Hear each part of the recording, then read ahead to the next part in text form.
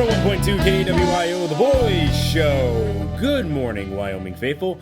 It's 11 a.m. here on a rainy October 15th morning here in Laramie. Jack Sable here to talk some Cowboys football with you, and it was a rough week for the Pokes after an embarrassing loss at home to the Air Force that wasn't even as close as the 20-14 score suggested. They scored on two last-minute desperation touchdowns to even get them in position to call it a game. And if you thought the game was bad, Mashburn had some quite interesting comments on Saturday after the game, and then again this Monday morning. On Saturday, he was questioned by a reporter, and I quote, "The offense was built for the spread before you came in, and it seemed to show down the stretch for Wyoming. Will you look at your team and accept them as a spread team and adjust your offense accordingly?" To which Mashburn replied, "This is Wyoming football. I'm not changing the school's style. I don't care who or what came before me, but this is now our identity. This is why I was brought in." Later on, he was asked about quarterback Brett Smith and why he didn't pull him after his poor performance and heated sideline argument. And this one is a good one, and I'm quoting here. "Stop attacking that young man. He's a sophomore and my quarterback going into the future. Benching him would do no good for either of us. Do you just ground your kids because they make a few mistakes? Because that's not how I operate. I talk to my kids and we get to the heart of the problem. Of course I didn't like how he talked to me, but how he talked to me wasn't the real issue. If I pulled him, then all you would do is flip it as a QB controversy and you get what you want. And that's not even close to what we have here. The issue was that he was upset with protection in some of the plays we called, and I was upset with his decision making. We talked out our problems on the sideline while the defense was on the field. We came up with a solution for the time, and he came out and responded. Problem resolved right there. That's one less thing we need to take care of going into next week." And if you thought that was bizarre, on top of that came his comments this morning when he addressed the Wyoming media today. He came in and before any reporters had the chance to ask him a question, he brought in a copy of The Tortoise and the Hare and had a story time segment with the media.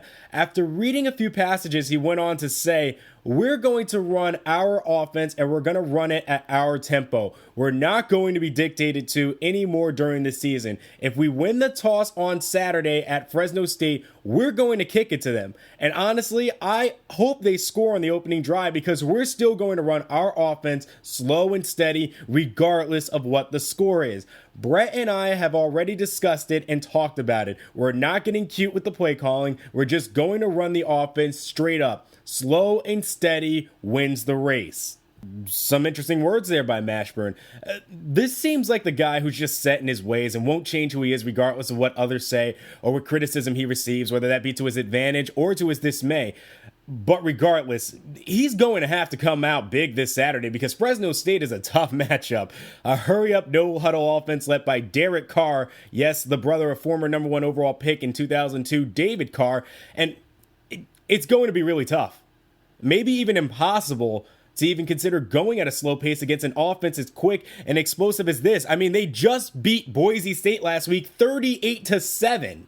But let's go ahead and dive into your questions. Remember, if you'd like to have a chance to hear your question featured on air, remember to leave it in the comment section of our website. First question, this one is from Ryan Gerstein. Although Big Brucey is a big part of the offense, his production has gone down tremendously over the past few weeks, especially with one reception versus Air Force. Why do you think this is? Well, first, thank you for the question, Ryan. And like Sam said, it's got a lot to do with them drifting away from the offense, and I can almost bet with him saying that, they're going back to running it straight up, and you're going to see a lot more of Spencer Bruce this coming week. And I also expect to see Riley Lang and Tedder Easton seeing the ball a lot more and having big games, and even Brandon Miller getting some more touches. To me, it just has a lot to do with the fact that over the weeks, they've expanded the offense, and last week, they just got away from what they really were.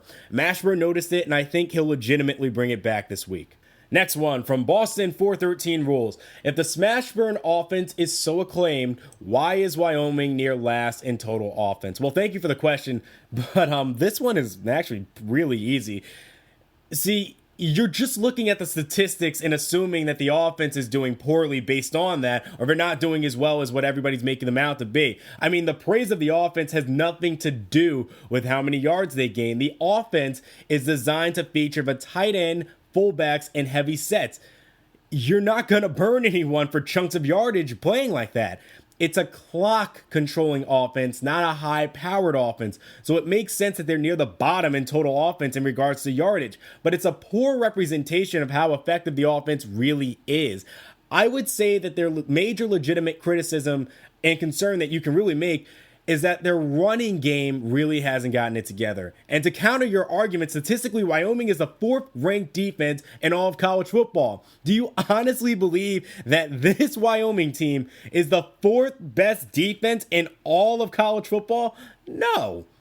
And sure, that defense has been great in tight spots, but a lot of it has to do with how long that defense is staying off the field because of what the offense is doing to keep the opponent's defense on the field. We've seen how many countless big plays that Wyoming defense has given up, yet their statistics on defense make them seem far better than what they really are. But again, thank you for the question. Last question from the Epic app. He asks, can we be able to see Wyoming get to the BCS if Mashburn gets his hands on a Tom Brady-like recruit? Now, there were a lot of questions similar to this one asking about recruits this week. Maybe not so much to the degree of this question, but once again, there's not much to report on in terms of the recruiting game.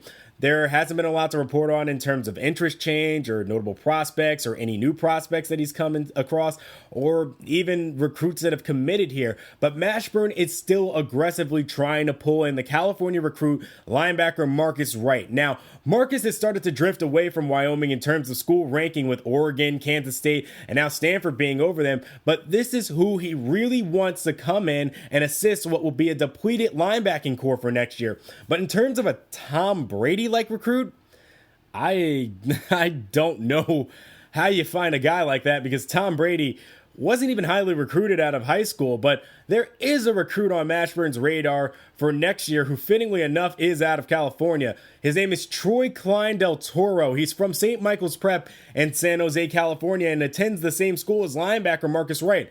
No one knows where he'll rank nationally, but right now, scouts have him in the top 5 of junior quarterbacks in the state of California, so he could be a good prospect in the future. But will a recruit decide a BCS bowl game for Wyoming? No. I think that Wyoming as a program has to build first and gain a lot of recognition nationally, not just in the Mountain West Conference, before we can even mention BCS bowl game. And even then, I think there's a lot more to work on than just the quarterback position. They have to become an all-around solid team, from the linemen to the skill players, in order to make a serious run. That's something that they could do with Brett Smith or anyone else at the quarterback position. But again, I don't think BCS is realistic talk for Wyoming right now. We're not even in an auto-qualifying conference. But we'll be shifting gears and looking ahead to the Fresno State Bulldogs, a game I predicted one of our losses to be this year, and Wyoming will definitely have their hands full trying to stop Derek Carr and the Mountain West Conference Player of the Week last week, halfback Jonathan Norton, who's coming off a 3-touchdown performance last week and a dominant win against Boise State, knocking them out of the coaches' poll. We'll see what kinds of trouble the Bulldogs will pose to Wyoming as we head into Fresno, California for Week 8. This is Jack Sable, 101.2 KWIO, The Boys Show, and we'll be right back. And as promised, Mashburn won the toss, and they will be kicking it off as Daniel Sullivan gets this game underway, and this ball will be 3 yards deep in the end zone, and Fresno State will kneel it down. And here comes that high-speed no-huddle offense of Fresno State, led by Derek Carr, the brother of the former number 1 overall pick from Fresno State, David Carr, as he drops back, fires over the middle and hits his man for a short 2-yard gain. And they hurry back to the line, shotgun formation for Carr, as he hands it off to Robbie Rouse, the last player who will ever wear the number 8 for Fresno State after a gain of 2. It will be retired this season in honor of David Carr. Drops back here on 3rd and 6, fires it out quickly to his wide receiver Adams on the wide receiver screen, and he's loose down the sideline. 20, 10, no one near him, touchdown Fresno State. Well, Mashburn, you got your wish. Fresno State setting the tempo here as they put up a quick 6 spot on the Cowboys and they celebrate. And we'll see just how true Mashburn is to his offense as they come out in a bit of a hole very early on in the first quarter, though, as they bring the extra tackle Madden in motion. He lines up in the fullback position. Handoff. No, it's going to be play action to Miller. Swings it out right side, and he can't hit the H-back Tedder Easton out there on the flat. It'll be 2nd and 10. And Smith sets himself under center. He's got 3 wide, 1 tight end, 1 in the backfield as he drops back. Fires over the middle to Bruce on a slant, and Bruce cannot hang on. It's going to be 3rd and 10 now for Wyoming. Pistol formation and a full house look here on 3rd and 10 for Wyoming as they go play action to the fullback Lang. Smith rolls out right and hits Sutton. That's Cody Sutton, the backup halfback that he finds in the open on a little halfback wheel. Just enough for the first down. Pistol formation, full house look again for Wyoming here on 1st and 10 as they'll run it straight up the middle with Miller, and he gets the cutback lane to the right side and picks up a gain of 7. Pistol formation again here for Wyoming. This time they're in an offset eye look as they bring the wide receiver Chris McNeil in motion to the right-hand side. And Smith will hand it off to Miller on a stretch play. He's got room, and he's got the first down and more. And he gets shoved out of bounds near the 45-yard line after crossing midfield. Offset eye pistol look again. This time they've got the fullback Lang back there instead of Sutton as Miller takes the handoff straight up the middle again, goes right side and picks up a nice gain of 5 before being tackled. This time Wyoming comes out in the I formation, a heavy look to the left side, and Mashburn really hitting home that they want tight ends, halfbacks, fullbacks in this, as Miller only picks up a gain of 2. 3rd and 3 now for Wyoming as they come out in the pistol formation, full house look. And it's going to be a sweep to the right side for Sutton, and he can't pick up enough for the first down. It'll be 4th and 2, and decision time now for Mashburn. And Mashburn, showing total confidence in his offense, is going to go for it here on 4th and 2 from Fresno State's own 39-yard line as they bring the extra left tackle in motion. Hand off to Miller straight up the middle, and they clear out a huge hole for him to pick up a gain of 9 on that 4th down conversion. Smith from the single back throws it to the right side and throws it a little under for Bruce, who picks up a gain of 4. It'll be 3rd and 5. Smith will go play action to Miller. He'll fire it out in the flat on the left side to his fullback Lane, who fumbled the football, but it's picked up by Ruffin, who picks up the first down and gets near the 10-yard line, nearing the goal line. Oh, and what almost looked like a huge mistake for Wyoming is Lang fumbled the football, turned into a fortunate fumble as Ruffin picked it up and brought it out near the 10-yard line. They're going to come out in the pistol and what looks like an ace set. So there's 2 tight ends, 2 wide receivers split on both sides. As Smith finally takes the snap, fires over the middle, and he's got Big Brucey in for the touchdown. A little streak pattern straight to him, throws it up top over the linebacker's head for a perfect throw. A nice methodical drive there for Wyoming, and it results in 6. And Mashburn really controlled the clock on that drive. They took up nearly the entire first quarter just to score as Fresno State finally comes out for their second possession as Rouse runs straight up the middle, and he'll pick up a gain of 8. After that run, it'll be 2nd and 2. Carr from the pistol will go play action. Fires over the middle, and boy, there was nobody there in zone coverage. And Luke Ruff fortunately makes the tackle, stopping him near midfield, but not after a huge gain near the 50-yard line. Start of the second quarter here for Fresno State as they come out in Wyoming territory. Shotgun formation, 3 wide, 1 in the backfield as Rouse takes the sweep, shrugs off a tackle, and he gets to the outside. He gets a first down and makes his way near the 25-yard line. A huge run there for Fresno State. Carr is going to hand it off again to Rouse, who makes a quick spin move, evades a few tacklers, and makes his way forward for a gain of 7. It'll be 2nd and 3 now for Fresno State. And they hurry up. Empty backfield for Carr as he lines up in the shotgun. And Zacha putting on the pressure, but didn't get there in time as he completes the pass over the middle and picks up the first down. Carr has Fresno State in the shotgun formation with 4 wide, and he has Rouse in the backfield with him to the right as he drops back the pass. Wyoming only bringing 3, and he has all day to throw. Fires a lob over the middle, and the field goal is good, but the pass is incomplete.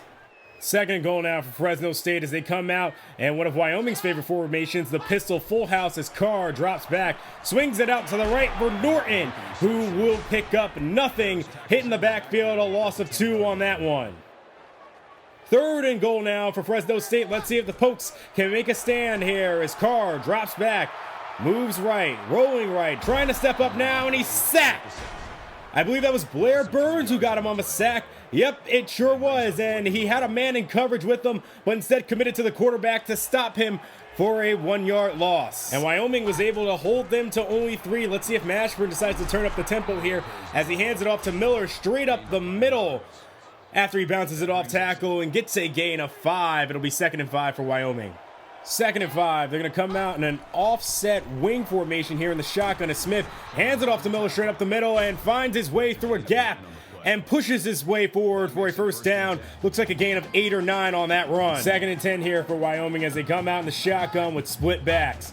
As Smith takes the snap, steps up, fires over the middle and hits his fullback Lang, who will pick up 9 yards. It'll be 3rd and 1. I do think that Brett Smith really has received Mashburn's message, as he hasn't hit a wide receiver yet. As he hands it off to Miller on the outside, there's a ton of room. 50, 40, and he's knocked out of bounds, but not before reaching the 35-yard line.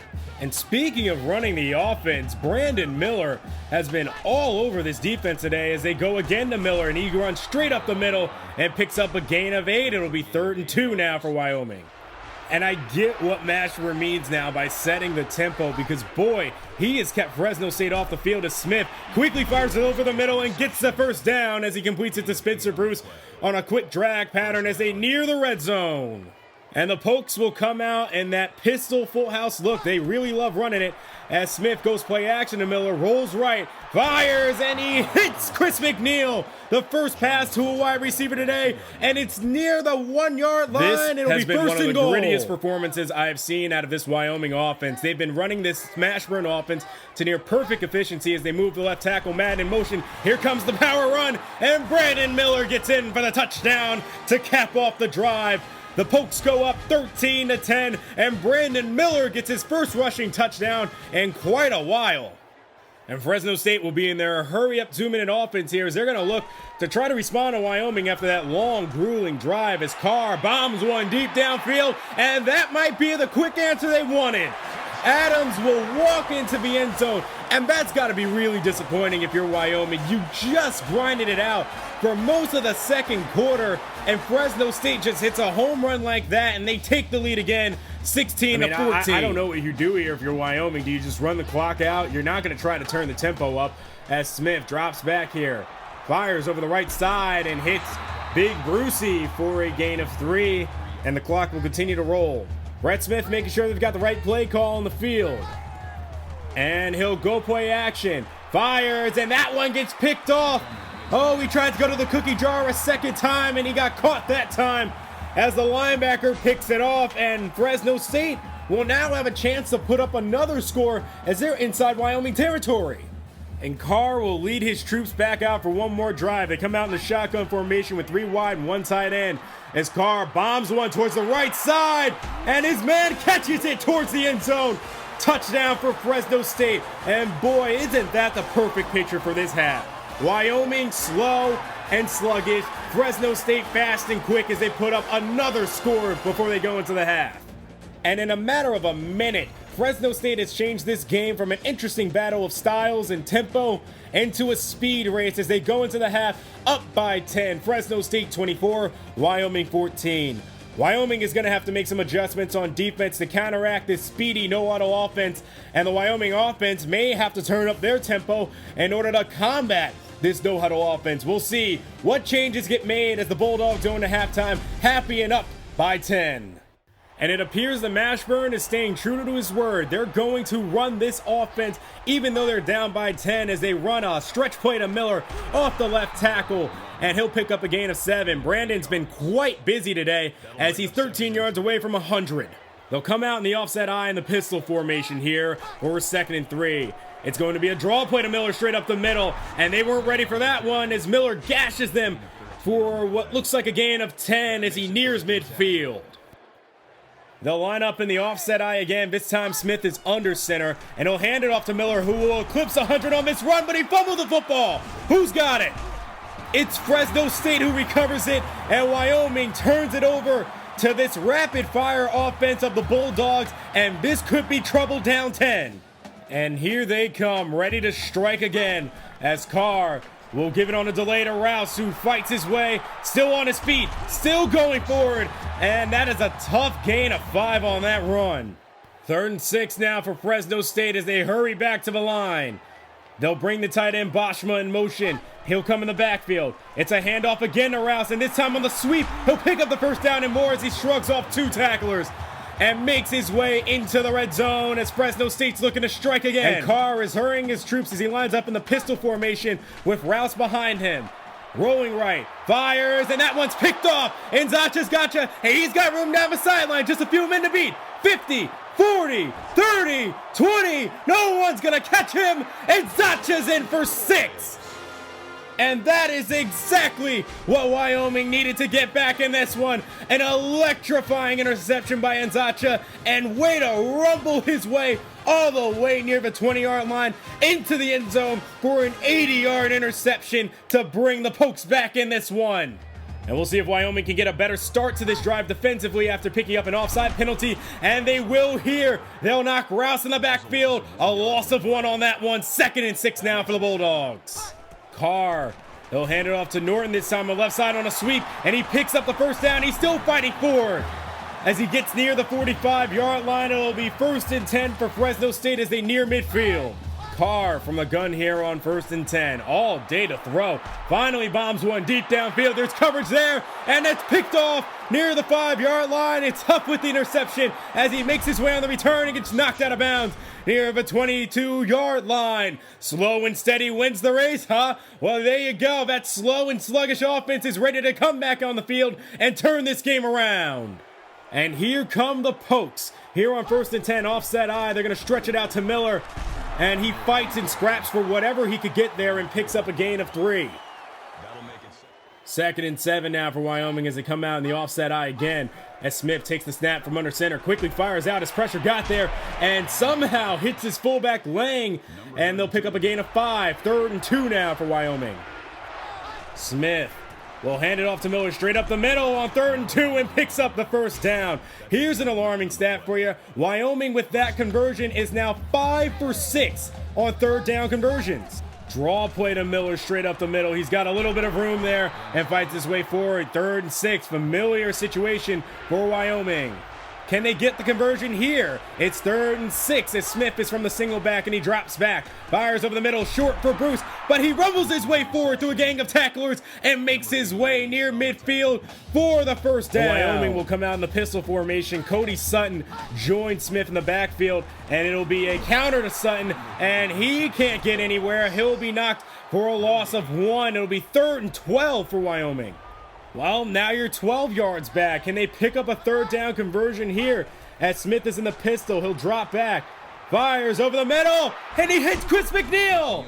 They're 7 of 8 on 3rd down. And with the exception of a few turnovers, Fresno State cannot seem to get this Wyoming offense off the field as Sutton takes the handoff straight up the middle and fights his way forward through a hole for a gain of 7. And that play will actually take us to the end of the 3rd quarter. Fresno State is up 24-21, but right now Wyoming is knocking on the door looking to score and turn this one possession game in their favor. We'll see what they can do when we come back.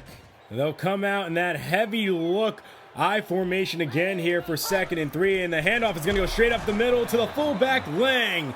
There's that power running we've been looking for all year, and there it is. They'll pick up the first down on a gain of 5. They'll come out in an offset I formation here for 2nd and 12 as Smith drops back, fires over the middle, and he hits Bruce on a post route, and he nears his way towards the first down marker. He'll be marked just a little short for 3rd inches. Now, I'm not a betting man, but if we were in Vegas right now and I had to put a wager on if this team was going to pick up this 3rd down, you better believe I'm going all in. It's Lang, moves in motion, and Sutton will get just enough to pick up the first down. It'll be 1st and goal for Wyoming. And we'll see what they do here as they come out in that heavy set I formation. Smith will toss it out to Sutton on the right side, and he has enough. Yes!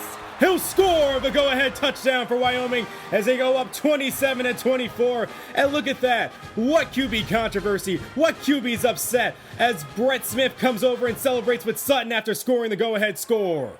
And this fast-paced, no-huddle offense of Fresno State finds himself now behind in the race, and they're even further behind now as Corey Jones comes in the backfield and hits Fresno State with a 4-yard loss. And the shotgun, 3 wide as Carr rolls out on the option, and that gets blown up in the backfield. That's Blair Burns, who came from the corner position and committed straight to Carr and stopped him before he could pitch it out. And the tight end moves in motion to the right side as Carr takes the snap here on 3rd and 19 from the gun. He'll fire over the middle, and that Wyoming defense is all over it. They'll stop him just short of the first down. It'll be 4th and 2.